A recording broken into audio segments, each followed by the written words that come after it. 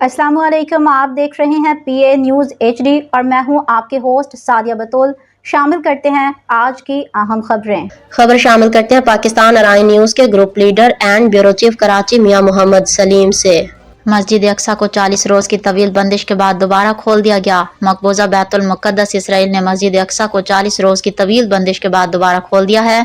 Israeli हुकाम की जानिब से आयद करदा सख्त पाबंदियां खत्म होते ही फ़लस्तीनियों ने क़िबला अव्वल का रुख किया। फ़लस्तीनियों ने मस्जिद अक्सा दोबारा खोलने को अजीम तारीखी कामयाबी करार दिया। आज इसराइल ने मकबूजा बैतुल मुक़द्दस में मुक़द्दस मकामात को भी खोलने का ऐलान किया।